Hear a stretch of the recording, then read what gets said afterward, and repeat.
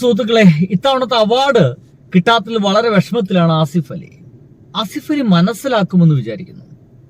ഇതിലൊരു രാഷ്ട്രീയമുണ്ട്. സത്യമാണ്, ഇതിന് പുറകിലൊരു രാഷ്ട്രീയമുണ്ട്. ഒരിക്കൽ അപമാനിക്കപ്പെട്ടവനെ അംഗീകരിക്കുക എന്നതാണ് അതിന്റെ പുറകിലുള്ള രാഷ്ട്രീയം, വേറൊന്നുമില്ല. അത് ആസിഫ് അലിക്ക് മനസ്സിലാകാതിരിക്കില്ല എന്നാണ് ഞാൻ വിചാരിക്കുന്നത്.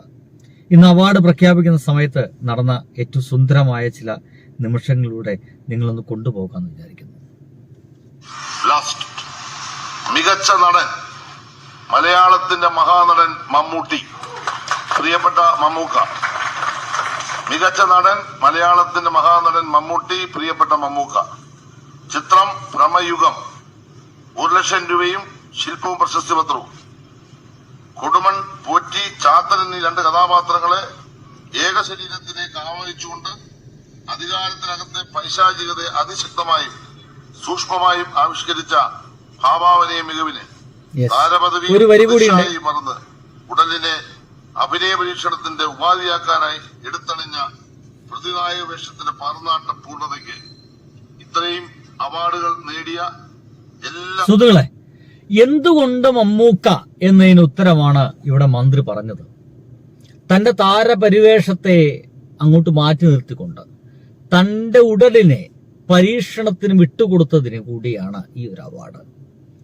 മറ്റൊരു ഇൻഡസ്ട്രികളാണെങ്കിൽ മമ്മൂക്ക ചെയ്ത പോലെ ഈ ഒരു വേഷം ചെയ്യില്ല. കാരണം ഇതിൽ വില്ലനാണ്, കൊടൂര വില്ലനാണ്.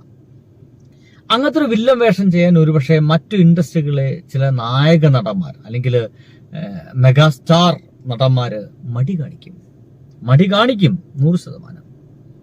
ആ ഒരു മടി കാണിക്കലിൽ നിന്നും നമ്മുടെ മമ്മൂക്കയില്ല കേട്ടോ. നല്ല വേഷമാണോ, ഞാൻ അഭിനയിക്കാൻ ഞാൻ തയ്യാറാണ്. നല്ല വേഷമാണോ, എനിക്ക് ശമ്പളം പോലും വേണ്ടെന്ന്, എനിക്കത് റെമ്യൂണറേഷൻ പോലും വേണ്ട, ഞാൻ വന്ന് അഭിനയിക്കാന്നേ എന്ന് പറയുന്ന മനുഷ്യനാണ് മമ്മൂക്ക. അപ്പൊ മമ്മൂക്കയ്ക്ക് എന്തുകൊണ്ട് അവാർഡ് കിട്ടിയെന്നൊക്കെ വളരെ കൺഫ്യൂഷനുള്ള ആളുകൾക്കുള്ള ഒറ്റവരി ഉത്തരമാണ്, താരപരിവേഷം പോലും മറന്ന് തന്റെ ശരീരം പരീക്ഷണ സിനിമകൾക്ക് വിട്ടുകൊടുത്തതിന് കൂടിയാണ് ഈ അവാർഡ്. ഒപ്പം ഈ അവാർഡിനെ കുറിച്ച് ആ ഒരു നിർണയ കമ്മിറ്റി ചെയർമാൻ പറയുന്ന വാക്കുകളൊക്കെ സോ ഇൻട്രസ്റ്റിംഗ് ആണ്. ഞാൻ അതിന് ഇൻട്രസ്റ്റിംഗ് ആൻഡ് വണ്ടർഫുൾ എന്നൊക്കെ പറയുന്നത് വെച്ച് കഴിഞ്ഞാല് അദ്ദേഹം അത് വ്യക്തമായിട്ട് പറയുന്നുണ്ട്. ഇതിനെല്ലാം ശേഷം അവാർഡ് കിട്ടിക്കഴിഞ്ഞ ശേഷം മമ്മൂക്ക പറയുന്നത് അത് ഇങ്ങനെയാണ്. എന്റെ കൂടെ പുരസ്കാരങ്ങൾ നേടിയ എല്ലാവർക്കും, എന്റെ കോ ആക്ടേഴ്സ് അല്ലെങ്കിൽ ആസിഫിനും ടോവിനോയ്ക്കും കൺഗ്രാജുലേഷൻസ്. ഷംല ഹംസയ്ക്ക്, പിന്നെ നമ്മുടെ സിദ്ധാർത്ഥ് ഭരതൻ, പിന്നെ അത് മഞ്ഞുമൽ ടീംസ് അല്ലേ, അതിന് ആക്ടർക്ക് അവാർഡ് ഉണ്ടോ? ആക്ടർക്ക് അവാർഡ് സൗബിനും ആസിഫ് അലി സബനല്ല, ബെസ്റ്റ് ആക്ടറാണ്. സൗബിനും എല്ലാവർക്കും എങ്ങനെയുണ്ട്? ആസിഫ് സൗബിനും വെറും സഹനടനല്ല, ബെസ്റ്റ് ആക്ടറാണ്. ഇതല്ലേ നമ്മുടെ ആസിഫ് അലിക്കും സൗബിനൊക്കെ കിട്ടേണ്ട ഒരു വലിയ അവാർഡ്. മമ്മൂട്ടി എന്ന് പറയുന്ന ലെജൻഡറി ആക്ടർ പറയാണ് ആസിഫ് അലിയും സൗബിനൊക്കെ ഒരു സഹനടൻ എന്ന രീതിയിലല്ല നിങ്ങൾ കണക്കാക്കേണ്ടത്, ബെസ്റ്റ് ആക്ടേഴ്സ് ആണ്.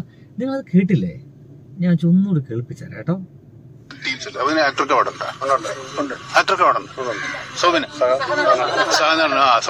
സൗബിനും ആസിഫ് അലി സബനല്ല, ബെസ്റ്റ് ആക്ടറാണ്. എങ്ങനെയുണ്ട്?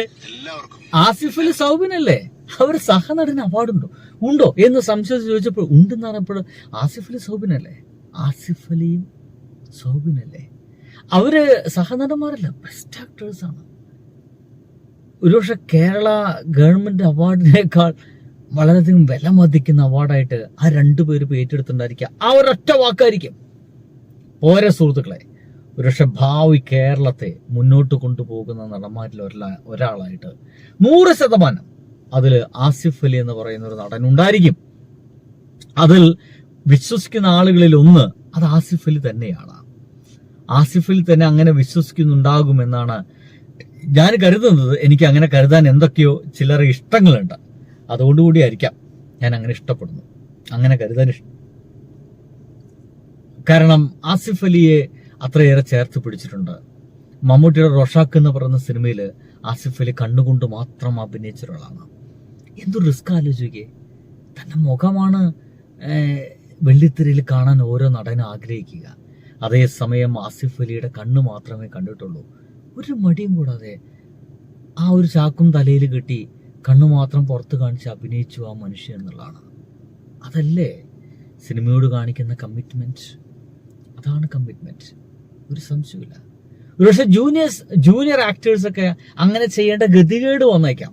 അദ്ദേഹം ജൂനിയർ ആക്ടർ ഒന്നല്ല, എന്നിട്ടും അദ്ദേഹം ഒരു മടിയും കൂടാതെ ഒരു വേഷം മമ്മൂക്കയുടെ സിനിമയോടൊപ്പം ചെയ്യുന്നു എന്നുള്ളതാണ്. അവിടേക്കാണ് അദ്ദേഹം ഒരു ബെസ്റ്റ് ആക്ടറൊക്കെ ആയിട്ട് മാറുന്നത്. എന്തൊക്കെയായാലും മമ്മൂക്കയുടെ കൂടി അവാർഡ് ഇതിനൊപ്പം നമ്മുടെ ആസിഫ് അലി അടക്കമുള്ള ആളുകൾക്ക്, സൗബിൻ അടക്കമുള്ള ആളുകൾക്ക് കിട്ടിയിരുന്നു അല്ലേ? സൗബിനെ നിങ്ങൾ മഞ്ഞുമുൽ ബോയ്സിൽ നിങ്ങൾ സൗബിനെ നോക്കി, എന്താ അഭിനയം! അദ്ദേഹം ജീവിക്കുകയായിരുന്നില്ലേ അല്ലേ? ഒരു ലൈഫ് നമ്മളവിടെ കാണുകയായിരുന്നു, ഒരു ജീവിതമായിരുന്നു അവിടെ മുന്നോട്ട് പോയിരുന്നു. അത്തരത്തിലുള്ള ആളുകളെയല്ലേ നമ്മൾ അംഗീകരിക്കേണ്ടത് ആണ് എന്നെനിക്ക് തോന്നിപ്പോകുന്നു സുഹൃത്തുക്കളെ. എന്തെങ്കിലും മമ്മൂക്ക അടക്കമുള്ള ഒരുപാട് പേർക്ക് അവാർഡുകൾ കിട്ടിയിട്ടുണ്ട്.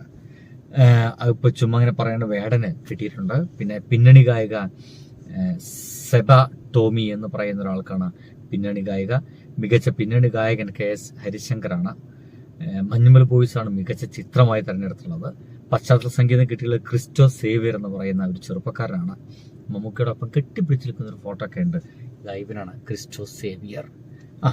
പിന്നെയുള്ളത് സയനോര ഫിലിപ്പ്, മികച്ച ഡബ്ബിംഗ് ആർട്ടിസ്റ്റ്, നല്ലൊരു സിംഗറുമാണ്. മികച്ച കലാസംവിധാനം ഞങ്ങൾ നാട്ടുകാരൊക്കെ തന്നെയാണ്, അജയൻ ചാലിശ്ശേരിക്കാണ്. മഞ്ഞുമൽ ബോയ്സ് കിട്ടിയില്ലെങ്കിൽ മോശമായിരിക്കും. മികച്ച നവാഗത സംവിധായകൻ ഫാസിൽ മുഹമ്മദ്, ഫെമിച്ച ഫാത്തിമ നമ്മുടെ നാട്ടുകാരാണ്. മികച്ച ജനപ്രിയ ചിത്രം പ്രേമലു എന്ന് പറയുന്ന സിനിമയ്ക്കാണ്. മികച്ച സംവിധായകൻ ചിദംബരം, ഒരു സംശയമില്ല, മഞ്ഞുമൽ ബോയ്സ്. മികച്ച സ്വഭാവ നടി ലിജോമോൾ ജോസ്, കിട്ടിയില്ലെങ്കിൽ മോശവും, നടന്ന സംഭവം എന്നുള്ള സിനിമയ്ക്കാണ്. മികച്ച സംഗീത സംവിധാനം സുഷിൻ ശ്യാം, കിട്ടണ്ടേ, ഇയാളൊരു രക്ഷയില്ലട്ടോ. അവൻ എത്ര ചെറുപ്പാന്ന് ആലോചിക്കേ. ഇനി അവൻ എന്തൊക്കെ ചെയ്തു വയ്ക്കും നമ്മുടെ സിനിമയിൽ. ഛായാഗ്രഹണം ഷൈജു കാലിയത്. മികച്ച സ്വഭാവ നടന്മാർ 2 പേരാണ്, സൗബിൻ ഷാഹിർ, സിദ്ധാർത്ഥ ഭരതൻ. മികച്ച നടി ഷംല ഹംസ, മികച്ച നടൻ മമ്മൂക്ക. പ്രത്യേക ജൂറി പരാമർശം ലഭിച്ച നടിമാര് ജ്യോതിർമയിയും ദർശന രാജേന്ദ്രനും. സ്ത്രീകൾക്കും ട്രാൻസ്ജെൻഡർ വിഭാഗത്തിനുള്ള പ്രത്യേക പുരസ്കാരം പായൽ കപ്പാട്ടിയ എന്ന് പറയുന്ന ഒരു സിനിമയ്ക്ക് ലഭിക്കുന്നു. പ്രത്യേക ജൂറി പരാമർശം പാരഡൈസ് എന്ന് പറയുന്ന സിനിമയ്ക്ക് ലഭിക്കുന്നു.